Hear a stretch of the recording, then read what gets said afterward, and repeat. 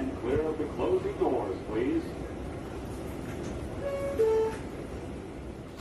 Hello, and welcome to The Next Up Is with me, Jane August. This is my new podcast where I'm talking to creatives and tastemakers in New York about their work, passions, and what New York City means to them. This is my first episode I'm recording since the premiere, so I'm still kind of easing into it. So my next guest is one of my social media mutuals, which I think is a really unique relationship between content creators. They don't know you're here yet. Oh, sorry. This is your intro. Oh, my bad. I'll stay back here. Still a mystery who my guest is. I think it's a really interesting relationship that we have with each other. So I'm excited to have a full conversation with Chris Murch, who you might know from TikTok and Instagram as Nigel Roxbury, or you might be familiar with his page NYC History Hub. He's known for his recommendations and history content and just being around New York City. Hi. Welcome, Chris. Hi. Thanks for having me on, Jane. I really appreciate it. This is going to be fun. I know. I'm excited, too. As I'm doing my podcast, I'm like, okay, I have to choose my guests that if I up, I feel comfortable embarrassing myself in front of. So the fact no that we judgment whatsoever. that we have known each other before. Yes. But we've only, I feel like this is our third time meeting. Yeah. Yeah, because we did the Museum of Illustrators together, Yeah. which was so cool. I love that place. I've recommended it to so many people. Thanks for bringing me to that. And then I think we ran into each other at an event a little bit ago. But yeah. Yeah, I just think with New York City content creators, I think people might think that we're all like friends and hang out all the time because we like appear in content here and there. But really, I think most of us only see each other at events here and there. It's very event heavy, and kind of what I've learned is you really have to like make plans these days, and because sometimes there's like bailing involved, and like you really got to go for it, and it's not just like in college where you'll just like run into people left and right, and with events that does happen, which is really nice to see someone like you who I know, or just anyone kind of in the space. But yeah, I mean, to hang out is always a blast. In New York, you have to make plans with people. Yes, yeah, 100%. Which people are like, why do you have a hard time making friends? And like, it's because no one's committing to making plans. It's and everyone has 3 or 4 things going on at one time, especially if they have a 9-to-5 job. And then it's like, oh, these friends want to do this. These friends want to do that. Mm-hmm. There is this event. There is this movie. There's this restaurant I want to try. It's like, you really have to, if the group chat makes it out, in real life, that's like a meme, but that's real shit.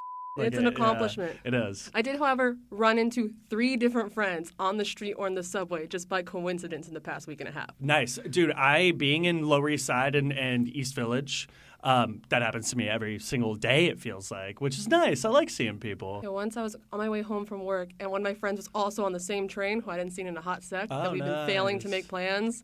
And then yesterday, I went into the Marriott Marquis in Times Square to use the bathroom, and then saw my friend walking to work.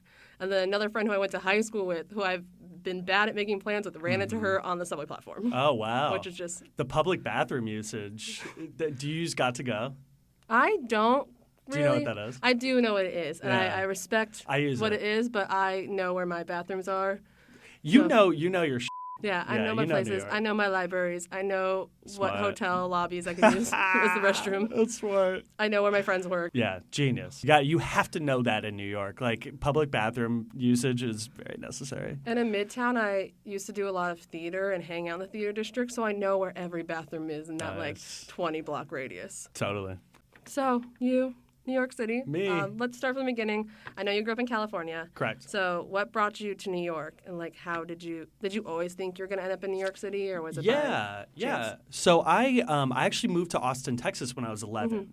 Mm-hmm. So 11 to 18, I'm in Austin, and I played basketball growing up, and I was lucky enough to be able to play in college. And so I went to Ithaca College in upstate New York, originally to play basketball. I quit after a year and a half because I wanted to go abroad. I wanted to experience real college, and my major was sports media. I wanted to be able to do internships, maybe during the year and everything that would take, basketball would take away from that. So I was very career kind of focus driven, especially in sports. And I was especially driven to get to New York City. Ever since I visited here when I was, I want to say 7 or 8 years old, I have been super keen on living here, and I've been kind of a New York obsessive. I remember, us visiting New York, and my dad was a huge history buff who always had books around. Mm-hmm.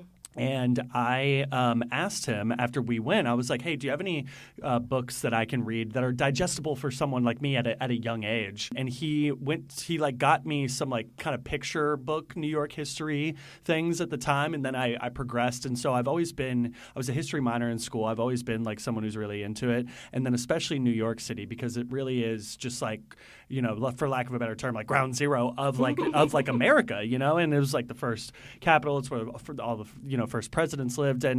But just beyond that, I'm so into skate culture, pop culture, music, theater, movies. So it's like everything has its genesis here, it feels like. And so I've just been thoroughly enthused by it and interested in it, and it keeps me alive and hungry and hustling and just like there's so much to do here at so many times. And now I've built a really good community over the past 7 years in which I've lived here.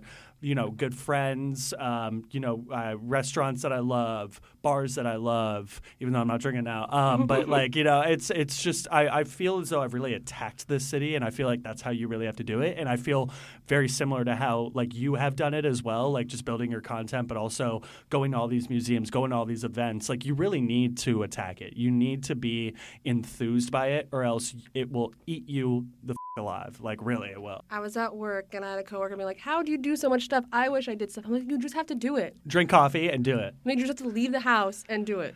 Yeah, I get energy from leaving the house. Yeah. I'll be like really tired in bed, lazy, like, maybe I just got off work at 5. And I'm like, no. Get your ass up, go for a walk. Just go for a walk. And you'll be fine. Because then when I lay in bed, I'm like, wow, people are having fun out there, and I'm not. You get the FOMO? Yeah. When the weather's nice and I'm sick, I get really mad. Yes. Like whenever I'm sick, the weather ends up being beautiful, and I'm like, I'm so mad that people are having fun, and I can't. Agree. Part of the reason I don't want to drink is because last summer I spent a lot of the time either drunk or hungover, and I was missing days. And I was like, oh, they're going to the beach.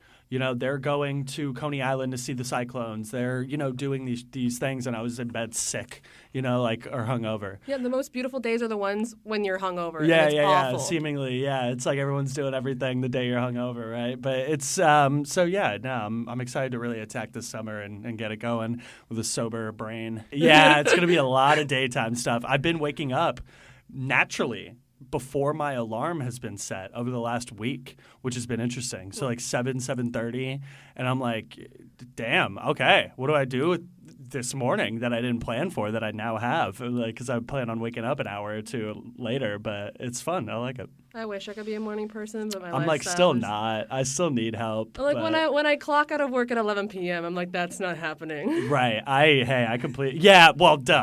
I completely understand that. Then you got to go home. Wait, what are you doing right now? Like, what's on the job front, and like, why are you working like late nights? I work in music venues. Right. Okay. So are you still doing like ticketing or just kind of jack of all trades? I do so much. I do ticketing. I do bartending. I do merch. Ooh, bartending's fun. I do a whole bunch depending on where I am. Which venues have you been working at recently? Okay, I'm going to tell you, but I'm going to bleep this out because I'm a stalker, which is why. Oh, whoa, okay. Yeah, I'm at nice. And I'm at that just opened. Cool, yeah, I heard of it.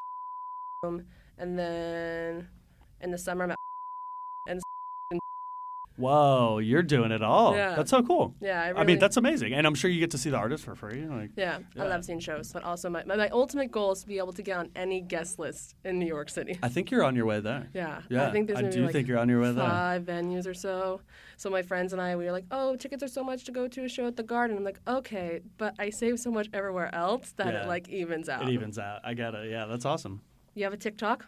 I do. You have TikTok. You have 2 Instagrams, all about New York City. Yes. How did your TikTok, Instagram career start? Yeah, so you introduced me as Chris Merch. That's my real name, but I go by Nigel Roxbury because I make music. I haven't put something out in a little bit. I'm trying to rectify that. That's another reason why I'm like going sober as well, is to like, be able to do more music stuff just because I kind of lost like the passion for it.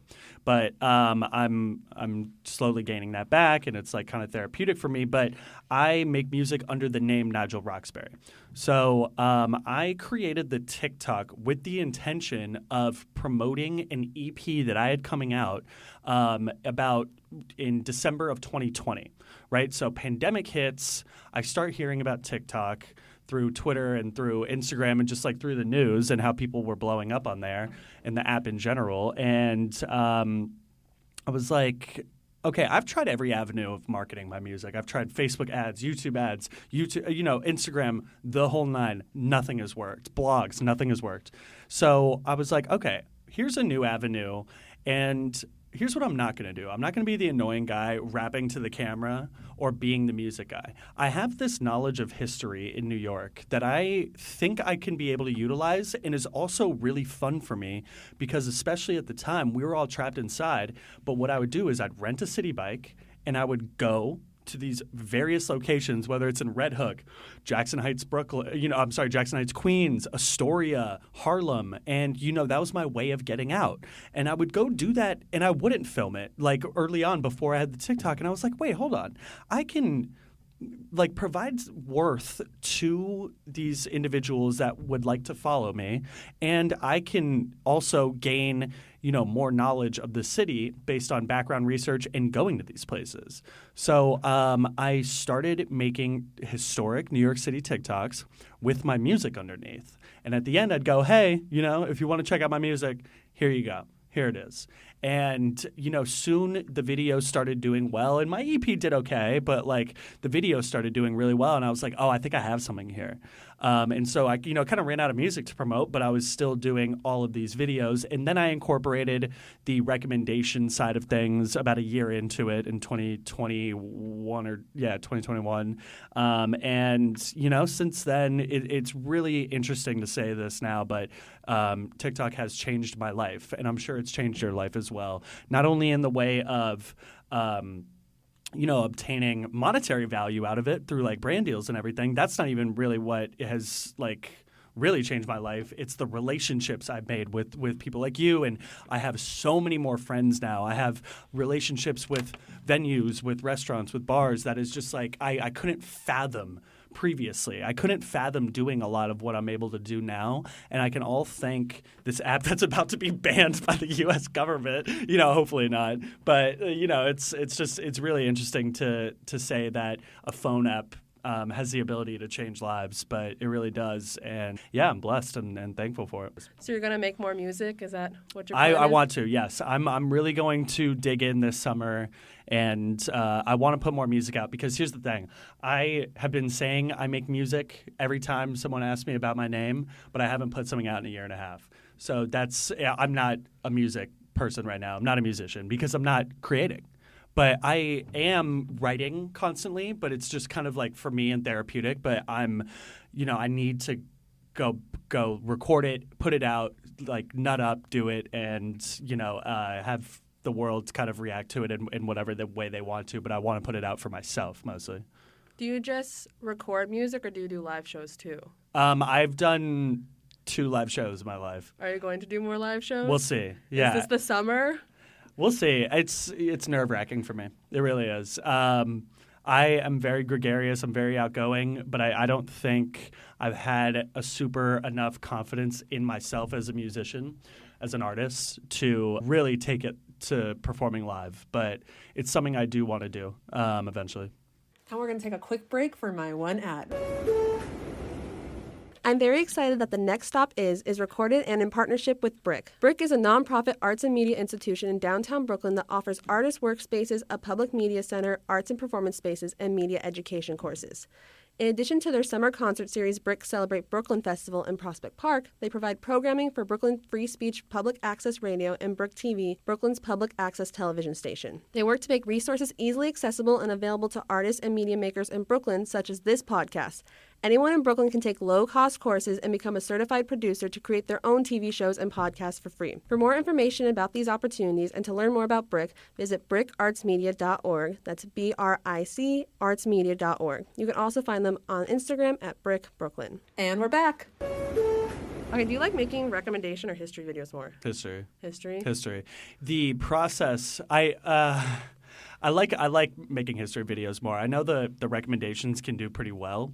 And I get maybe a little bit more feedback on recommendation videos, whether that feedback is someone appreciating, that I've mentioned a place, or oh, try this place. It gives me kind of more ideas. But the history videos are really my passion and really what I like doing. And I love exploring New York City and going to these different places. And I love learning new things. And I love research and just researching topics, especially ones that I am interested in. So the history videos are great. Yeah, I love doing them. What's your main form of research? Are you like an internet girly? I'm an do you go to internet library? girly. Okay. Yeah, internet girly. Nah, no libraries. It's books that I get, I will purchase with the intention of maybe making a video about it given the topic of the book. Like I'm reading a book right now called Arkansas Godfather about this guy named Oni Madden who started kind of the Irish gangs on the West Side in the early 1900s. And so I want to like do a video about like his old haunts back in the day if they even still exist. So I'll purchase books with that intention, but internet, YouTube videos, little less, but sometimes podcasts, sometimes books, but big internet girly for sure. And then, sometimes other TikToks that I see as well. Have you been to the picture collection at the New York Public Library? Mm-mm, I feel no. like you might be into that. They just have old photos and magazine clippings of everything you Wait, can think of. that's perfect. And the New York City photos, some of them are like crazy. Okay. Wait, repeat it. I'm sorry. It's at the New York Public Library. Okay. It's at like the main The branch. 42nd Yeah, Street? If you have a library card, you can check out photos. Whoa, what? Yeah, I don't think you're allowed to Cool. like use them for media purposes. Sure. But it's cool to look at. I can use them for inspiration. Yeah, when I'm bored, I just like to go and just look through photos there. That's and, dope. Yeah. I didn't know. I had no idea. I've been to what's the museum on the Lower East Side that has all the photography museum? International Center of Photography. ICP, yes. I've been there multiple times, and I'll sometimes work from there as well. They have a cool cafe downstairs. But yeah, photography is my favorite form of art for sure. And so it's that's part of like my overall cool part of my process is finding these old photos. I have a Getty Images account through my job, so they provide a lot of the pictures that I use. That's neat. Yeah. Do you have a certain part of history, New York City history, that you're most interested in? I love the 70s, 80s, and 90s a lot. And I have done a bunch of former clubs of New York, former nightclubs of New York. I find that era interesting because in 77, New York City went bankrupt. 1980 was the highest amount of crime that this city has ever seen, largely due to the crack epidemic. And then and then through that 70s, 80s, and early 90s, you have the mafia still in control of a lot and still very violent, but waning control, especially as the decades went on. And then you have Rudy Giuliani coming in 94 and cleaning up the city. And then we see the city as it is today. Cleaning up the city with racial practices and a bunch of bull. But, he did, it sucks to admit because he sucks ass now, but like he did, crime went down, the whole thing. He handled 9/11 pretty well. But, that period is so interesting to me because of the deficits faced by New York City, the leadership that the supposed leadership that wasn't there, or maybe was there with like Ed Koch.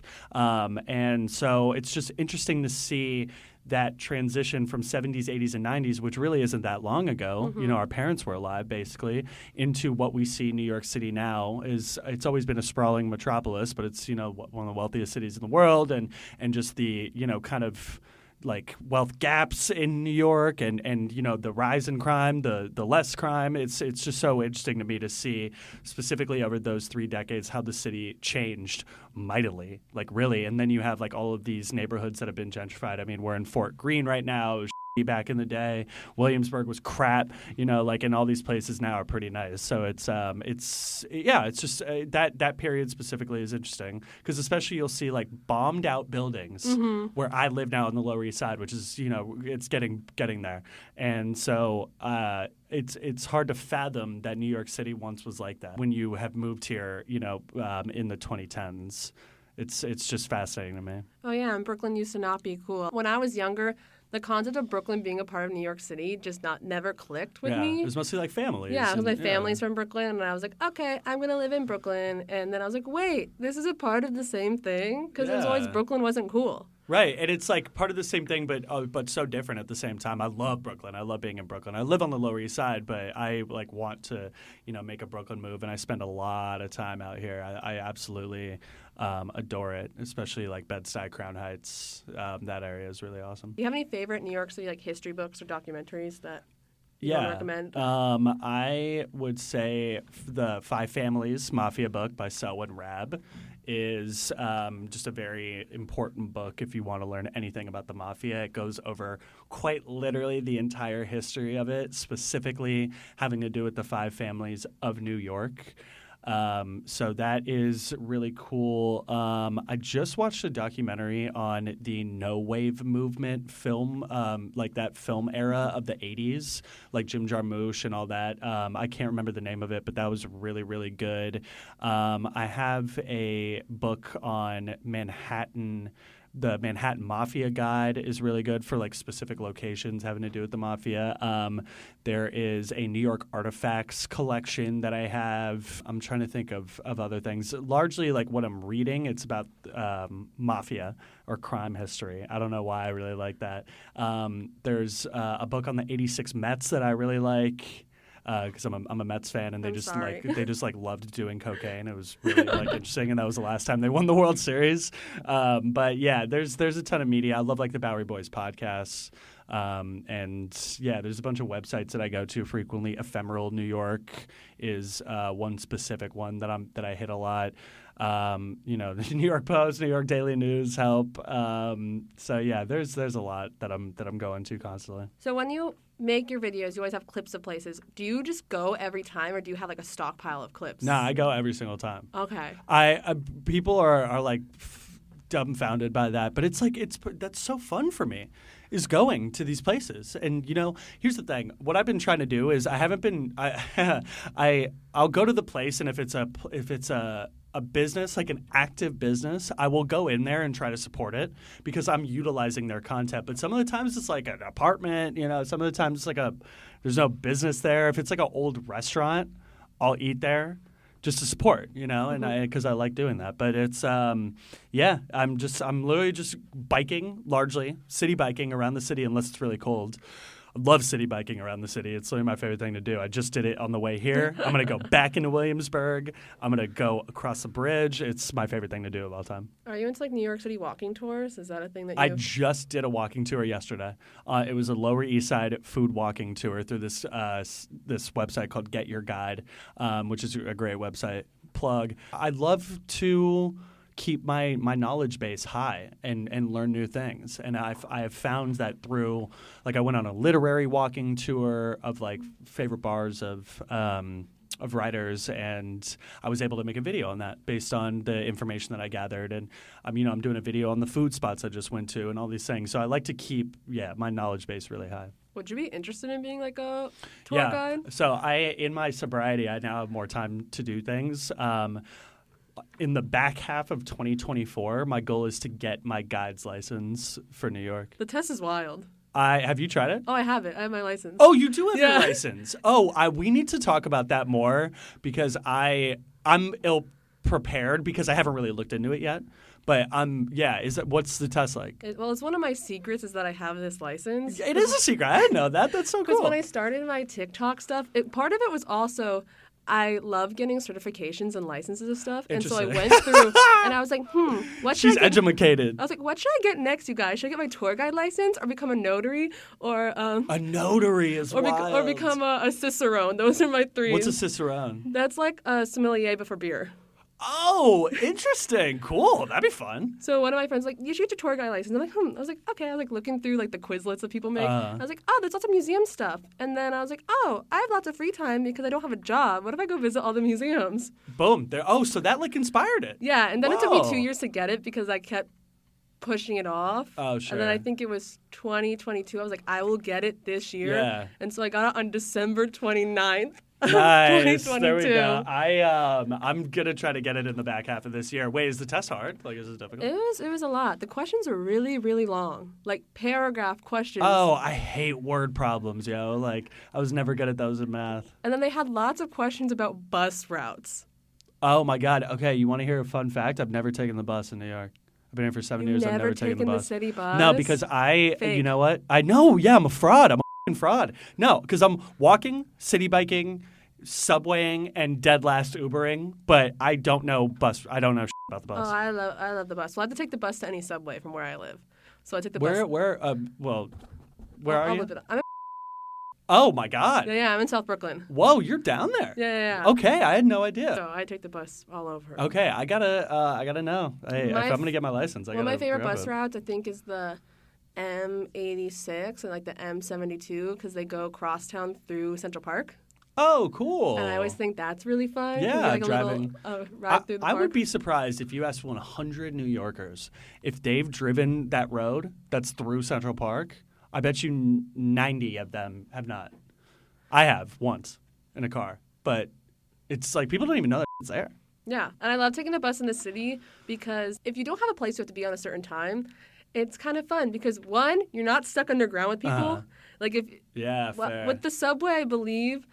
Like, if something happens, those are the people you're stuck with. On the bus, you can just pop a window and get out. Yes. Yeah. You can just hop out real quick. also- or ring the bell and just like, open the door. And when you're in traffic, you can people watch when you're in Manhattan specifically. That's 'Cause true. people are always walking Yeah. around. I'm open to it. You know, I'm so stuck in my transportation ways that I just haven't yet.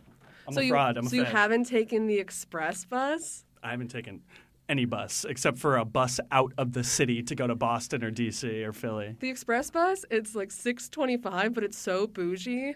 If you go to Staten Island on a bus, that's what you Oh, take. interesting. And it's like a coach bus. I've only and done the And ferry. the seats like recline a little bit. and Nice. Oh yeah, I like those. Like a expanded Greyhound almost. Basically. Hell yeah. So sometimes I'll take that into the city from Brooklyn. It's like a little treat. Nice. Yeah, I'm keen, especially if I want to get this license and I know that there's bus stuff on it. Good to know. Good to Yeah. know. Like, the crossroads. But then also it's like, what kind of vehicles can go over the Brooklyn Bridge? And I'm like, My city bike. yeah. New bike lane.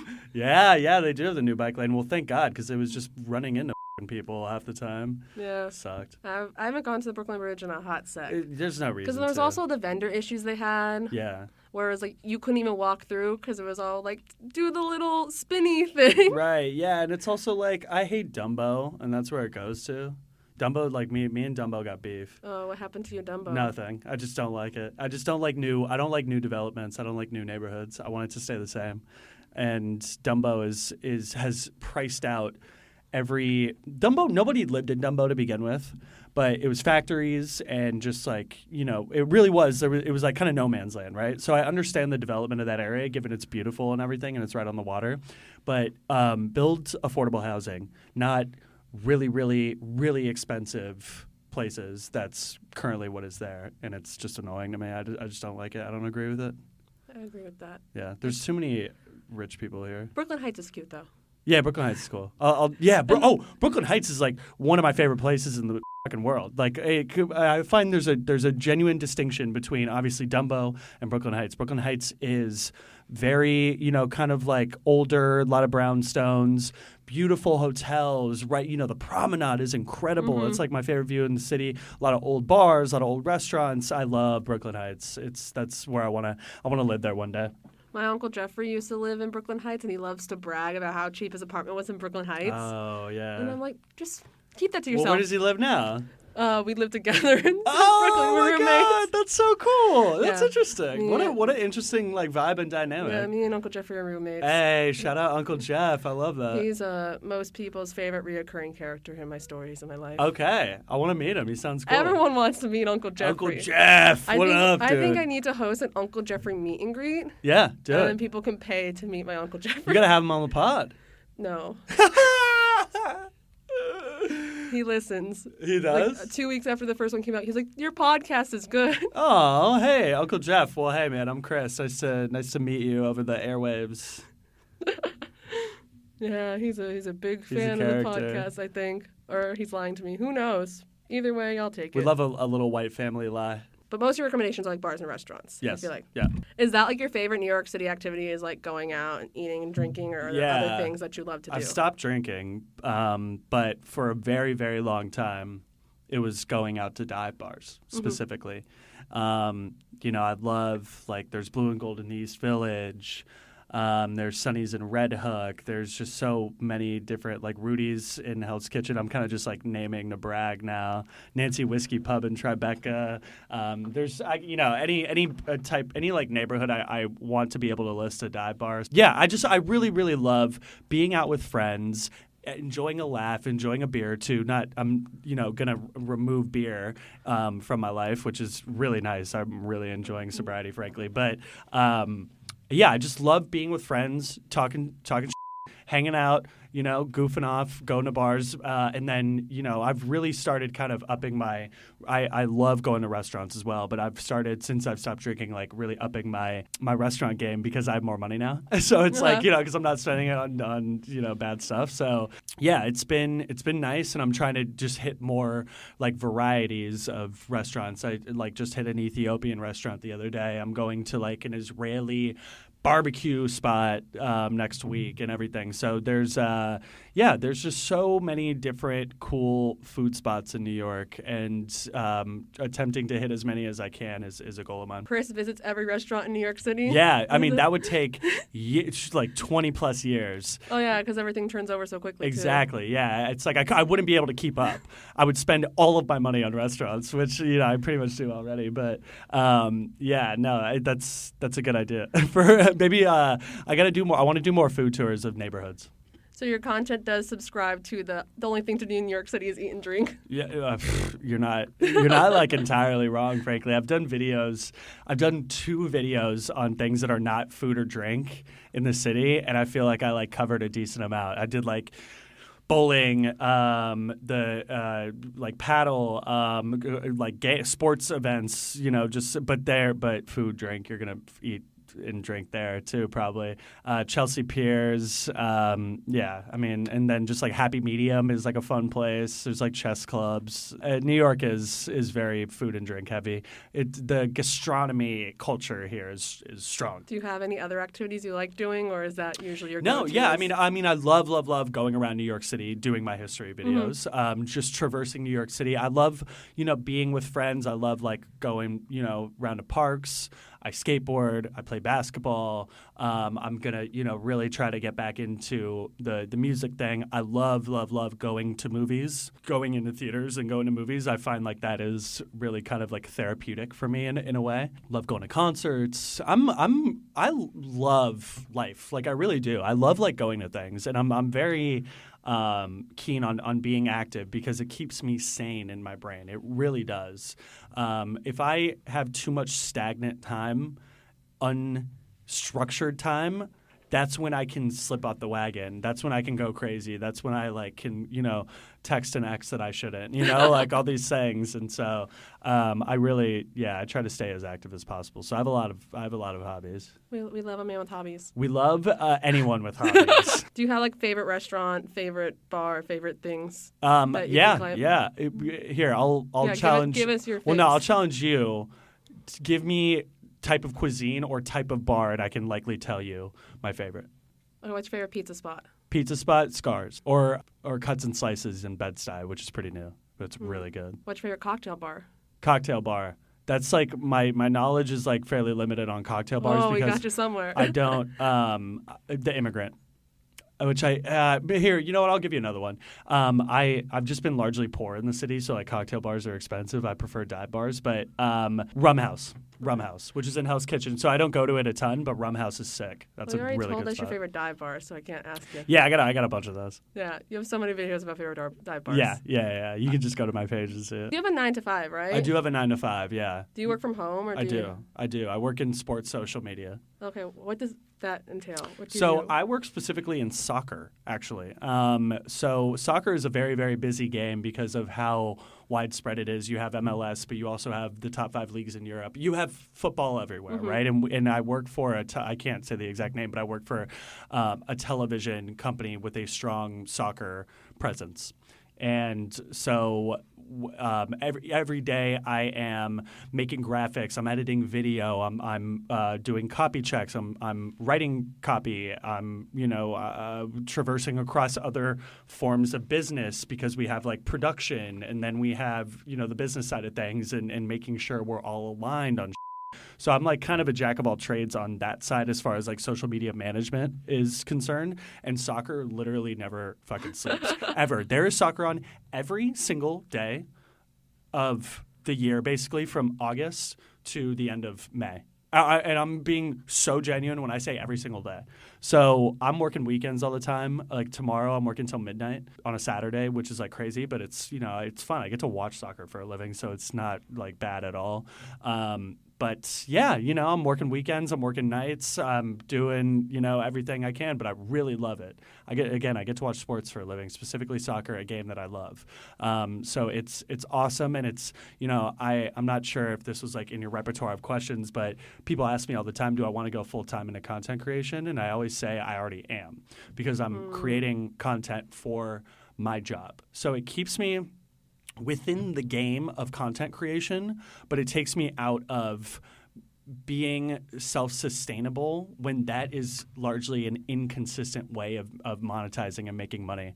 I don't want to be a slave to algorithms, and so I love my job, and I want you know to keep it going. I especially want to grow the game of soccer in America. That's important to me.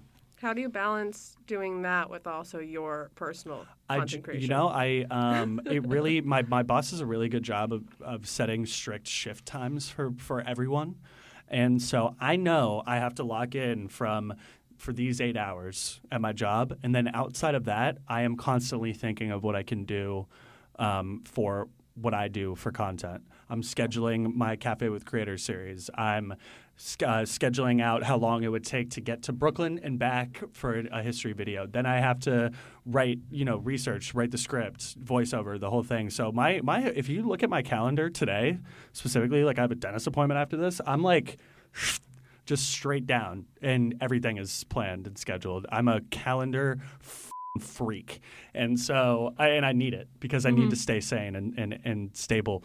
And it's funny, like I was on the way here and I received a phone call, and I was like, I don't know this number, but it was a fucking call that I had scheduled, but I just like forgot. And so I messaged him. I was like, yo man, I'm so sorry, I'm about to go to a podcast, let's talk after. It's no biggie, but like even I slip, and I think a lot of people do, but it goes to show you, hey, don't put too much pressure on yourself, and maybe don't overschedule yourself, which I've been doing kind of since I stopped drinking a little bit.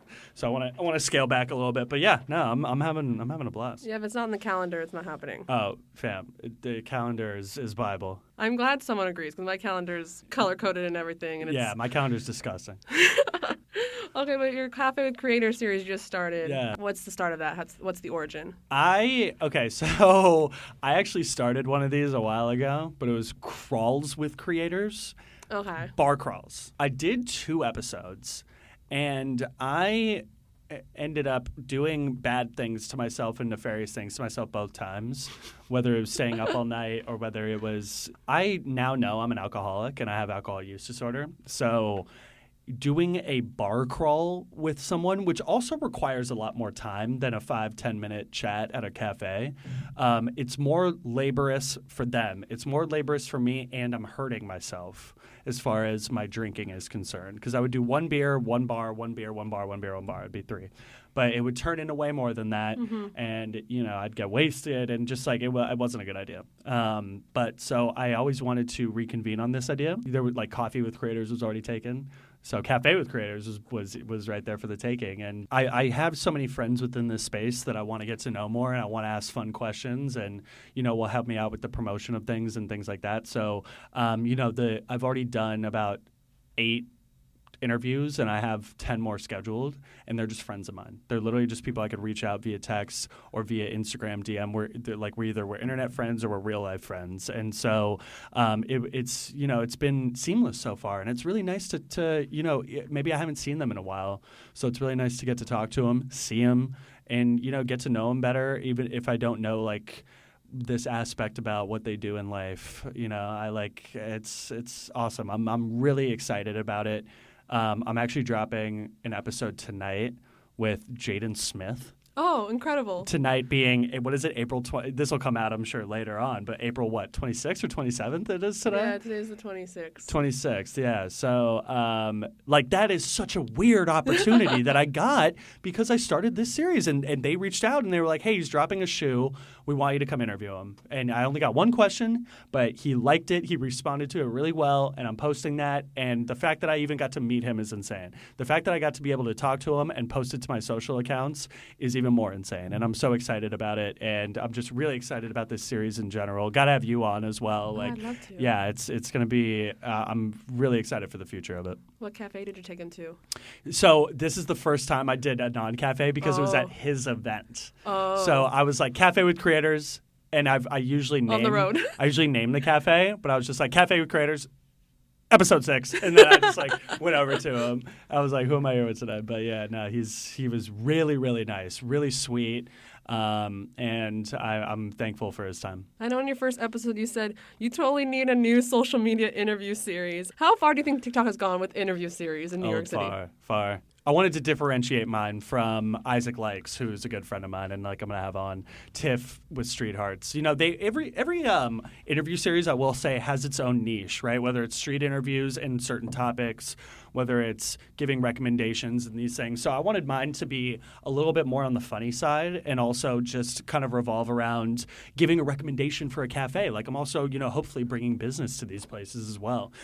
So it kind of encompasses both my recommendation style videos, and also I get to show my personality a lot more, which I don't think I've really been good at doing, frankly, because it's largely based in history. And, I'll voice it over, or I'll point, I'll do my face and point up, or the only time I really show my personality is when I'm telling people not to go to certain bars, or go to certain bars, or go to certain restaurants, things like that. So I wanted to be able to show my personality a little bit more and just kind of involve a little bit more lifestyle content as well. What do you think makes a good interview series? I think consistency is good. I think the guest quality needs to be high as well. And I think you need to have good rapport with that person, whether it's your first time meeting them or whether you guys are best friends. It really is just about kind of how you vibe together. I think not getting offended by any question on the guest side is good. Not that I'm asking offensive or controversial questions, but just really going with the flow, being good at banter, being good at improv. That's what makes it. I love Conan O'Brien. I think he's one of my favorite people in the world, frankly, and he's just so good at getting really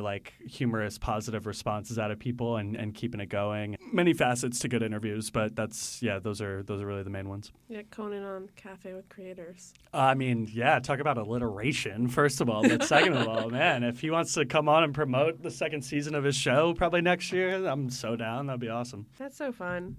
I'm really excited for you with that. Thank you. I'm really excited for myself. I'm pumped. I'm super duper excited. Everyone's making new moves this year. Yeah. And you know what? I couldn't do this if I wasn't sober, frankly, because I've been doing a lot in the morning. I've been working it around my work schedule, and a lot of the times I would probably just sleep through it or be too hungover or hurt to do it. So I'm really happy that I'm kind of a bit more clear-headed. Do you believe in gatekeeping? No. When it comes to recommendations? I gatekeep a few places, but overall, no. Okay. But the places I do it, I've actually maybe talked about a while ago, but I don't want to talk about them again. Okay. Because they are getting packed. I've seen them get packed. And I'm like, no. Okay, no more. Okay, yeah. I have my places that I hang out here, and so I don't want people to come there. There's a few places I haven't talked about either, but there's one specific bar that I actually did already name, Solid Blue and Gold, but I love that place so much, and it started out being really light and chill, and now there's a lot of people there, but it's still they deserve the business, so I don't want to gatekeep them.